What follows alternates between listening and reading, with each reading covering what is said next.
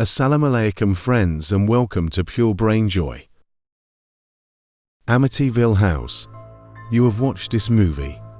That was a very famous Hollywood film. It was released in 1979. Here's a twist.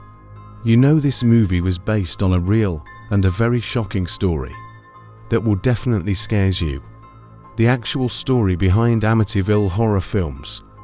A true life haunting of the infamous residence. It is located in the Long Island, New York, in suburb of Amityville. It was on November 13, 1974 that a mass murder occurred inside. And then, a year after, the property was sold, with the subsequent hauntings sending the new owners running a mere 28 days later. Here's what you need to know about the true story to make your next Amityville horror universe. The house that first came to be known as the Horror House, in the wake of the murders, and then the Amityville Horror House, which refers to a large three-story Dutch colonial home situated 112 Ocean Avenue in Amityville, New York. It was firstly built in 1927. It has gone through several renovations and sales since it was constructed. In 2016, the Wrap reported that it was sold for $850,000. While the Amityville horror films focus on the hauntings and dark spirits that exist in the house, what caused those paranormal symptoms? That was the mass murders that Ronald Joseph DeFeo Jr. committed against his family. On November 13, 1974, at the time, DeFeo Jr. was just 23 years old. In the middle of the night, he got up and shot his parents and 4 siblings.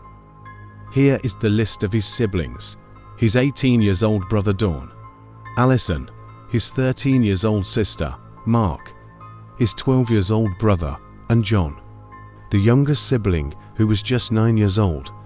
After murdering them, he ran to a local bar. According to the trial transcripts, he said, "You got to help me. I think my mother and father are shot dead." DeFeo Jr. initially blamed a mob hitman, but after intense questioning, he admitted to committing the murders and cleaning up evidence that implicated him. Ronald was tried to plead insanity.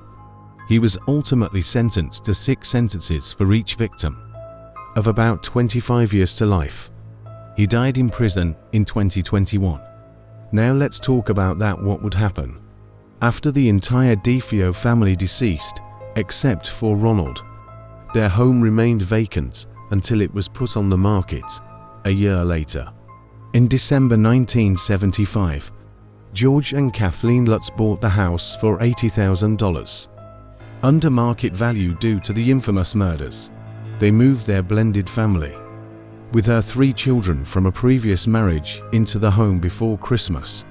George asked a Catholic priest, Father Ralph J. Pecoraro, to bless the house, which he did. According to Anson's book, which featured the Lutz's tape-recorded remembrances, they said Father Ralph called them on Christmas Eve and told them that he heard a voice telling him to get out during the blessing, and that the family should stay out of the second-floor bedroom, where the DeFeo parents resided. From that moment forward, supposedly a rash of incidents occurred in the house that were so frightening. Here are some of the creepy occurrences reported by the Lutz family. Strange gelatinous drops. The Lutz family claimed to have found mysterious gelatinous drops on the carpet, adding to the unsettling atmosphere within the house. Kathy's transformation. Kathy Lutz allegedly underwent a transformation, aging rapidly and appearing as an old woman. This creepy change left the family deeply disturbed. Levitation. George Lutz claimed to have witnessed Kathy levitating within the house, a terrifying event that defied natural explanations. At last, the Lutz family escaped the house on January 14, 1976. They sent a mover to pack all of their possessions and then put the house back on the market. Later, it was purchased by James and Barbara Cromartie, who lived in the house for a decade, with no paranormal sightings. So, That was the frightening story of the Amityville House. Hopefully you guys have enjoyed the video. Do you guys would like to visit this house? Comment down. Hope so, it gave you chills. See you in the next video. Masalama.